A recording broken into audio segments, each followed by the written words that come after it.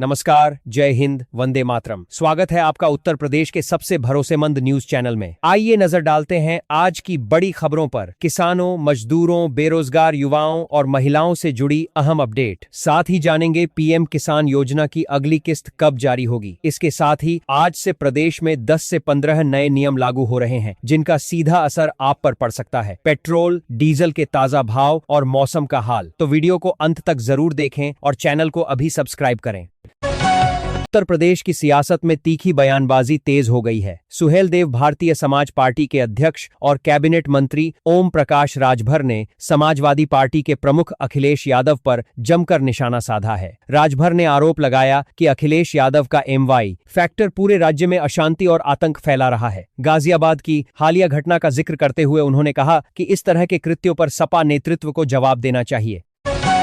उत्तर प्रदेश के करोड़ों बिजली उपभोक्ताओं के लिए बेहद निराश करने वाली खबर है। राज्य के उपभोक्ताओं को जून से बिजली बिल में बड़ा झटका लगने वाला है, क्योंकि दरों में सीधे 10% की बढ़ोतरी होने जा रही है। इस फैसले के बाद आम लोगों के बजट पर बुरा असर पड़ने की आशंका है। स्थानीय लोगों ने विद्युत नियामक आयोग के इस फैसले पर गहरी नाराजगी जताते हुए इसे पूरी तरह से खुली लूट करार दिया है।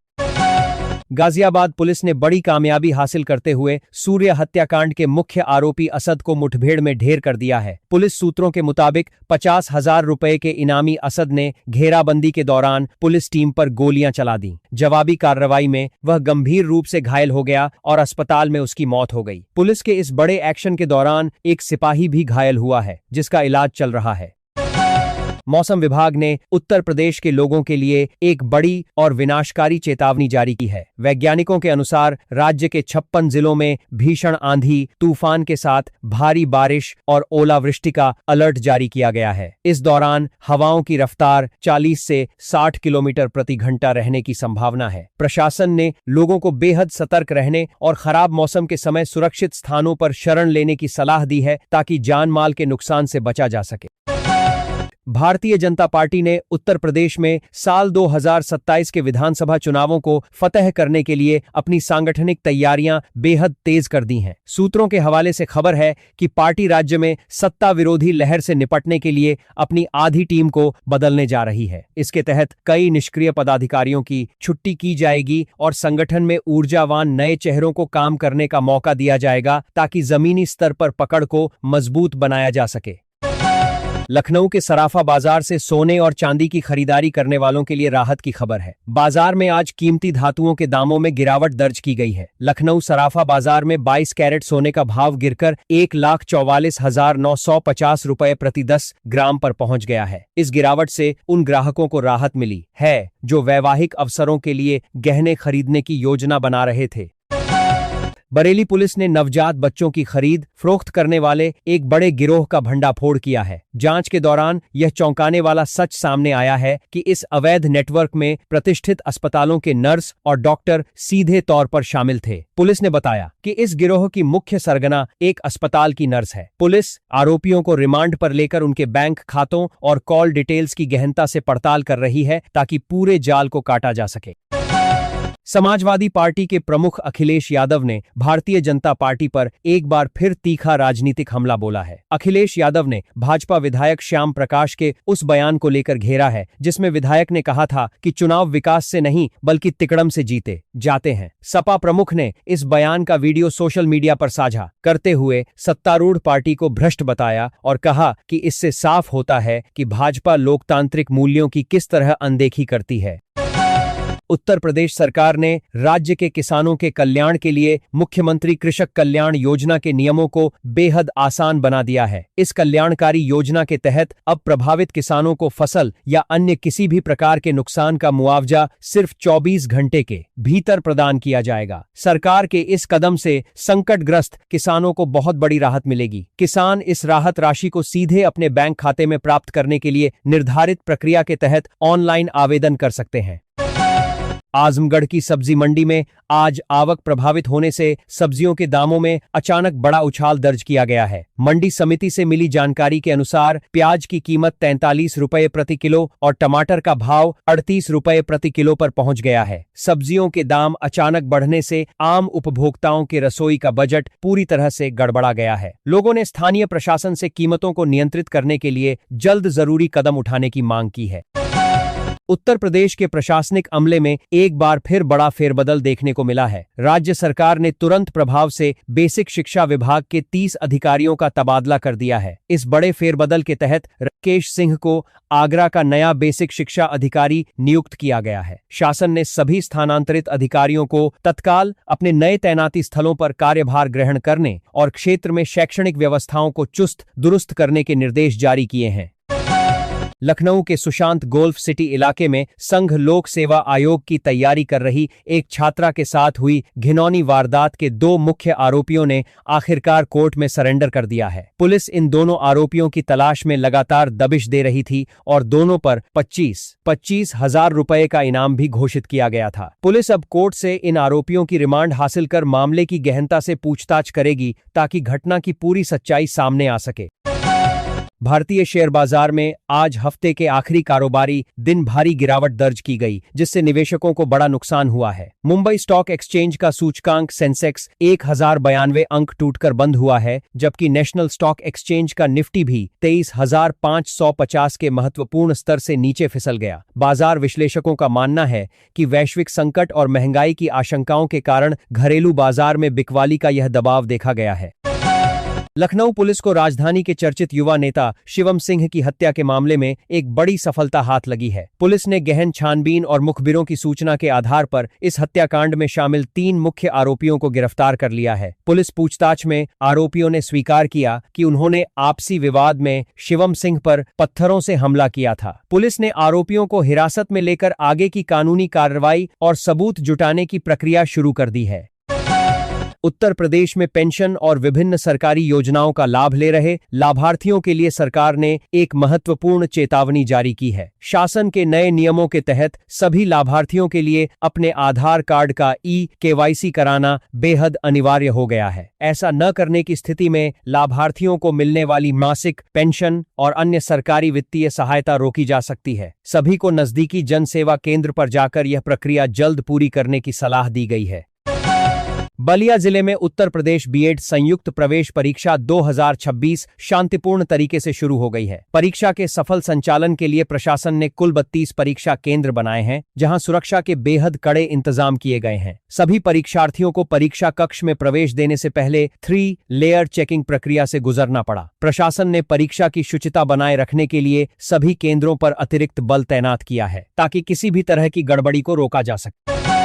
ऑल इंडिया मजलिस इत्तेहादुल मुस्लिमीन के प्रमुख असदुद्दीन ओवैसी के गोश्त वाले बयान पर उत्तर प्रदेश में सियासत एक बार फिर गर्मा गई है। ओवैसी ने राज्य सरकार की एक विशेष योजना को लेकर तीखे सवाल उठाए हैं और दावा किया है कि प्रदेश की आधी से अधिक आबादी मांसाहारी है। उनके इस बयान पर सत्तारूढ़ दल के नेताओं ने तीखी प्रतिक्रिया देते हुए पलटवार किया है और कहा है कि वे सांप्रदायिक ध्रुवीकरण के लिए इस तरह के अनर्गल बयान दे रहे हैं।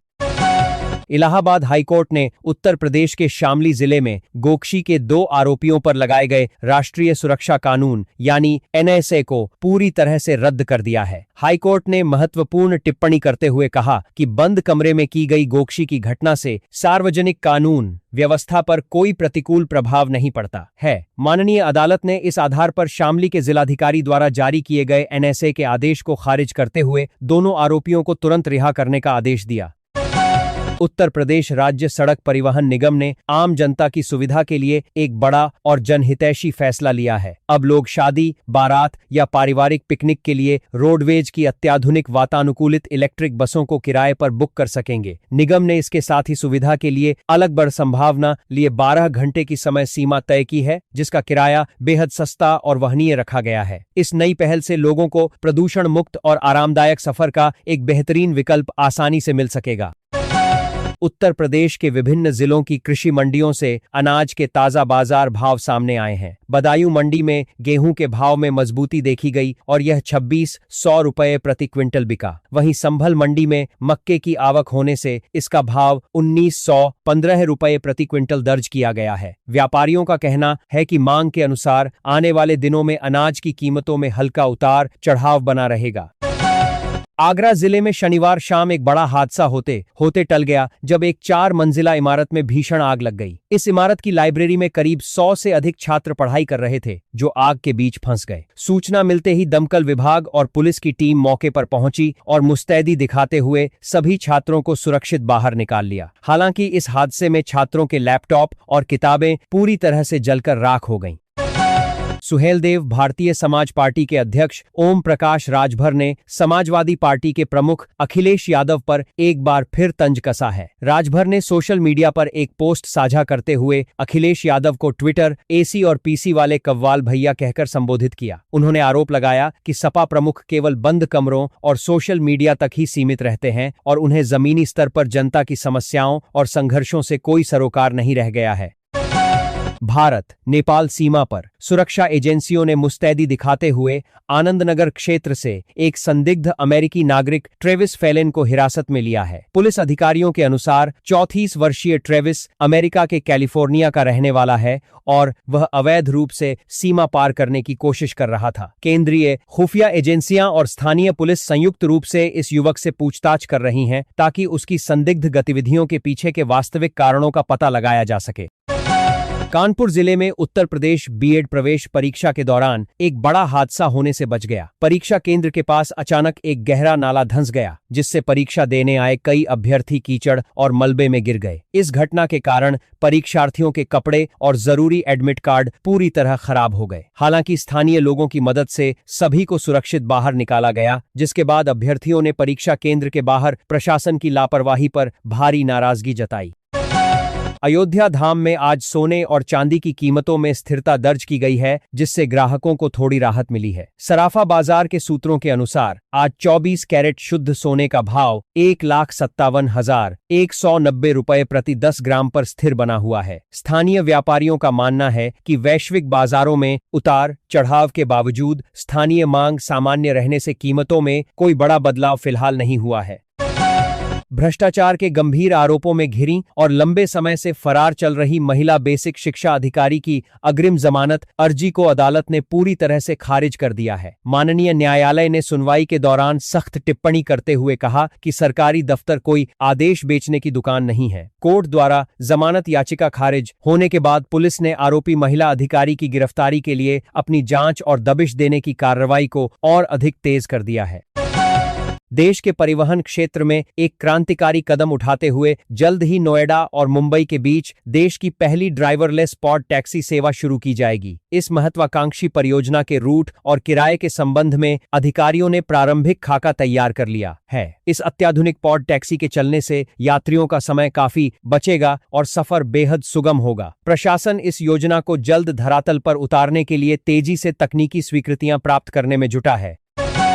उत्तर प्रदेश के मुख्यमंत्री योगी आदित्यनाथ ने राज्य में बढ़ती आपराधिक घटनाओं पर कड़ा रुख अपनाते हुए पुलिस अधिकारियों को सख्त अल्टीमेटम दिया है। मुख्यमंत्री ने कानून व्यवस्था की समीक्षा बैठक के दौरान अधिकारियों से दो टूक कहा कि यदि वे अपराधों को नियंत्रित करने में असमर्थ हैं, तो वे अपनी असमर्थता स्पष्ट कर दें। सीएम के इस सख्त रुख के बाद लखनऊ में एक एसीपी और 2 इंस्पेक्टरों को तत्काल प्रभाव से पद से हटाकर कार्रवाई शुरू की गई है। समाजवादी पार्टी के राष्ट्रीय अध्यक्ष अखिलेश यादव ने सोशल मीडिया प्लेटफॉर्म एक्स पर एक कविता पोस्ट कर प्रदेश सरकार पर तीखा निशाना साधा है। अखिलेश यादव ने अपनी इस कविता के माध्यम से सरकार की बुलडोजर कार्रवाई, कानून व्यवस्था, आरक्षण की स्थिति और पीडीए जैसे विभिन्न जनहित के मुद्दों पर गंभीर सवाल खड़े किए हैं। सपा प्रमुख ने आरोप लगाया कि सरकार की नीतियां जनविरोधी हैं और आम जनता बुनियादी अधिकारों के लिए संघर्ष करने को मजबूर है। उत्तर प्रदेश के राष्ट्रीय स्वास्थ्य मिशन यानी एनएचएम के तहत कार्यरत करीब 3 लाख स्वास्थ्य कर्मियों के लिए एक बड़ी खबर आई है। शासन के नए आदेश के अनुसार आगामी 15 जून से सभी स्वास्थ्य कर्मियों की उपस्थिति के लिए एक नया अटेंडेंस मैनेजमेंट सिस्टम यानी एएमएस नियम अनिवार्य रूप से लागू होने जा रहा है। अब सभी कर्मचारियों को टैबलेट और डिजिटल तकनीक के माध्यम से अपनी हाजिरी लगानी होगी, जिससे काम में पारदर्शिता और समयबद्धता सुनिश्चित की जा सके। फिरोजाबाद जिले के शिकोहाबाद में एक तरफा प्यार में शादी का प्रस्ताव ठुकराए जाने से नाराज होकर 1.5 साल के बच्चे की बेरहमी से हत्या करने वाले आरोपी विराज को पुलिस ने मुठभेड़ के बाद गिरफ्तार कर लिया है। मुठभेड़ के दौरान आरोपी के दोनों पैरों में गोलियां लगी हैं, जिसके बाद उसे इलाज के लिए अस्पताल में भर्ती कराया गया है। पुलिस ने आरोपी के पास से वारदात में इस्तेमाल हथियार और कारतूस भी बरामद कर लिए हैं। उत्तर प्रदेश माध्यमिक शिक्षा सेवा चयन बोर्ड द्वारा आयोजित की जाने वाली यूपी-टीजीटी परीक्षा 2026 के लिए एडमिट कार्ड आधिकारिक तौर पर जारी कर दिए गए हैं। इस परीक्षा में शामिल होने वाले लाखों अभ्यर्थी बोर्ड की आधिकारिक वेबसाइट पर जाकर अपना प्रवेश पत्र आसानी से डाउनलोड कर सकते हैं। अभ्यर्थियों को सलाह दी गई है कि वे परीक्षा केंद्र के पते एंड नियमों की जानकारी एडमिट कार्ड पर ध्यान से पढ़ लें, ताकि परीक्षा के दिन कोई असुविधा न हो।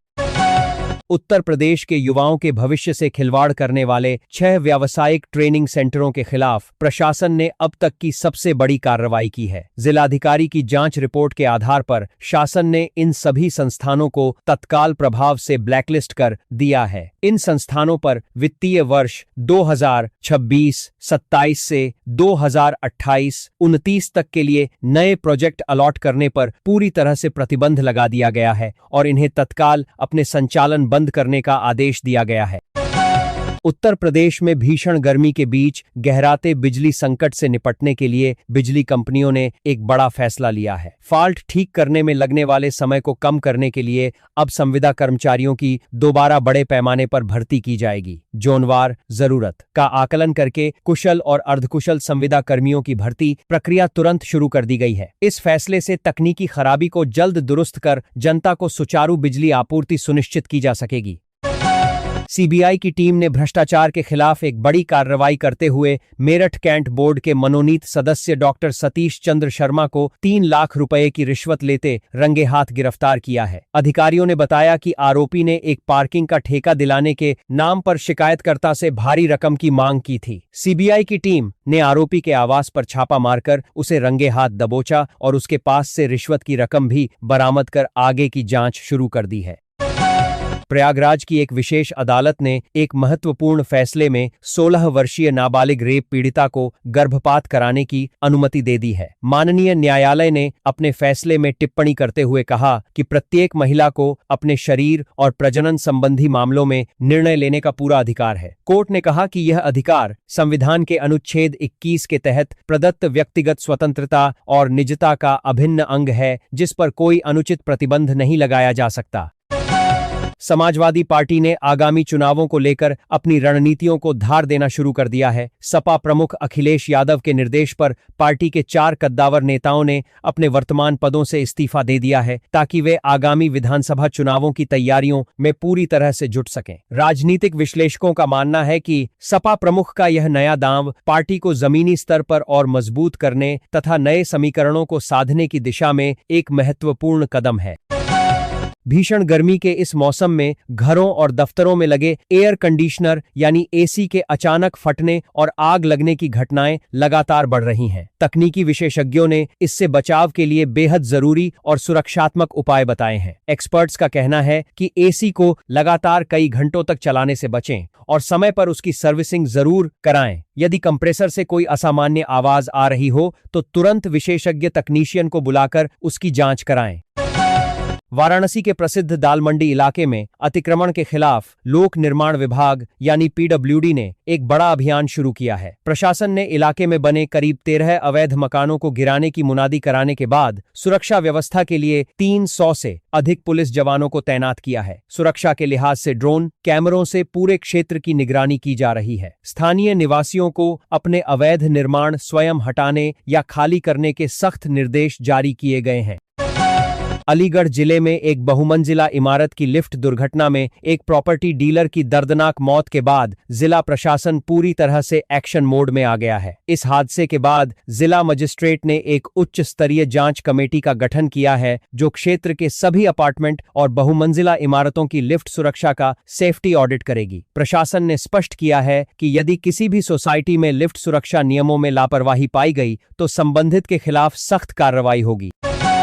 उत्तर प्रदेश के जेल विभाग में प्रशासनिक व्यवस्था को बेहतर बनाने के उद्देश्य से शासन ने एक बहुत बड़ा फेरबदल किया है। राज्य सरकार ने तुरंत प्रभाव से उन्नाव, बांदा, मुरादाबाद और मुजफ्फरनगर समेत कुल 12 जेल अधीक्षकों के तबादले और पदोन्नति के आदेश जारी किए हैं। शासन ने सभी नवनियुक्त अधिकारियों को निर्देश दिया है कि वे अपनी नई तैनाती वाले कारागारों में जाकर सुरक्षा व्यवस्था की समीक्षा करें और अनुशासन के नियमों का कड़ाई से पालन सुनिश्चित करवाएं।